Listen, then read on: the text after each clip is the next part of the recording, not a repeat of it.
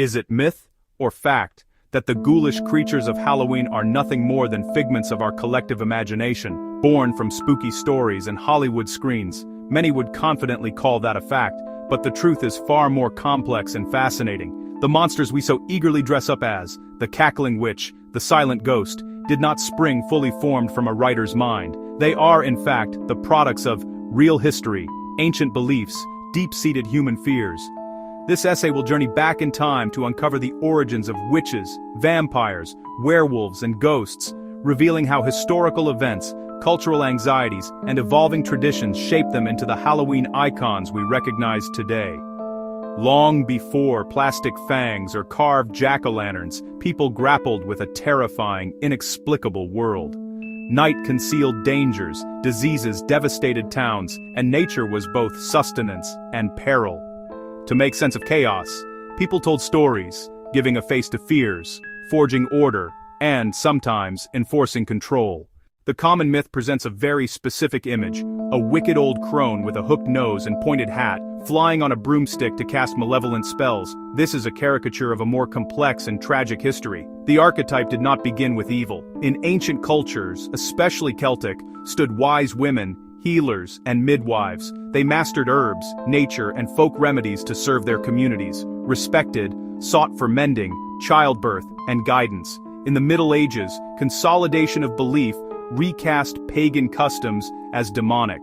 Independence and folk knowledge became targets, reframed as devil worship and poison. A cosmic battle narrative made the witch an earthly agent of evil. Witch hunts swept Europe, fueled by social and economic anxieties.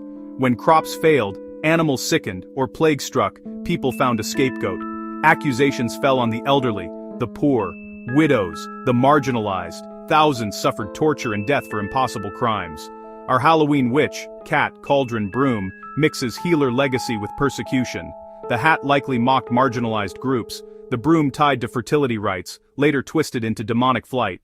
The myth of the vampire is powerful. An elegant, immortal nobleman rising from his coffin to drink the blood of the living, turning victims into his kind.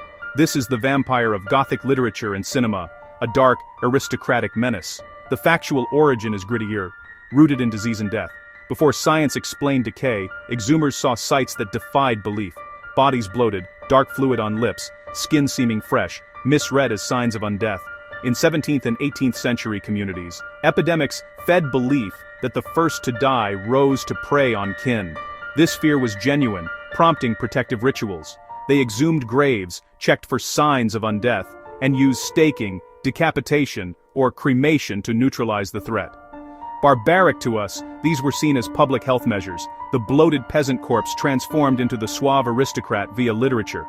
Polidori's The Vampire, 1819, birthed the charming predator.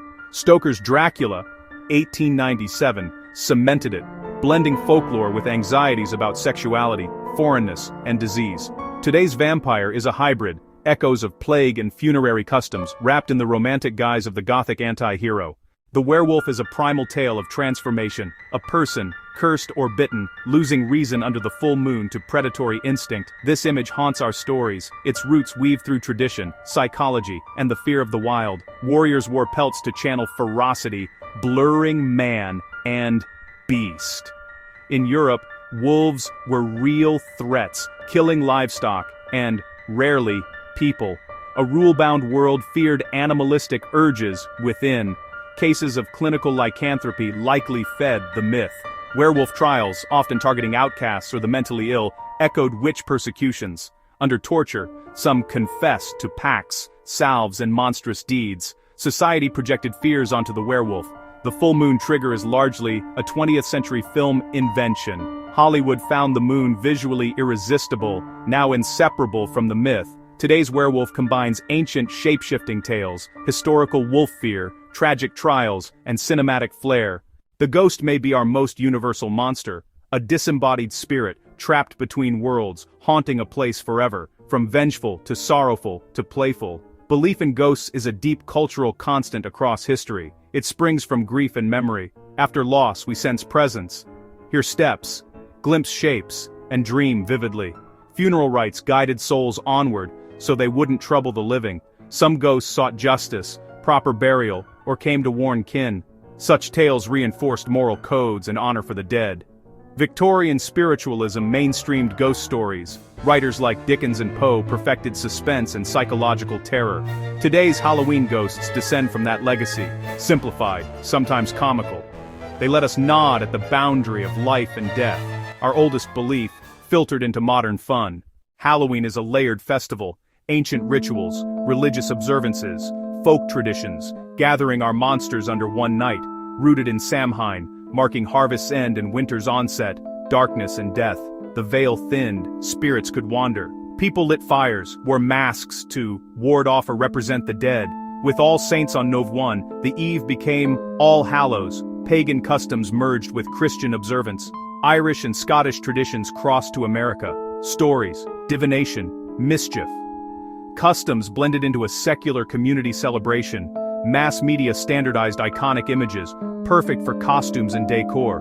The witch, the vampire, the werewolf, and the ghost became Halloween's official mascots. From bonfires to porch lights, one long thread ties ancient night to modern delight. We have journeyed through history and seen that Halloween's monsters are far from simple myths. The witch was often a healer persecuted by fear. The vampire arose from grief and misunderstood disease, later draped in gothic romance. The werewolf mirrors the wild outside and within us. The ghost gives voice to questions of death and memory. Each monster encodes real human experience, what we feared, failed to grasp, and tried to explain. Their histories are our histories, written in the language of fear. Knowing the past deepens our traditions. Stories have power and consequences. Superstition and intolerance harmed countless lives.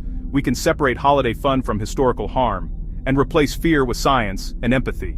Remember, monsters began as explanations for life and death, shaped by culture, religion, anxiety, transformed by books, movies, and tradition.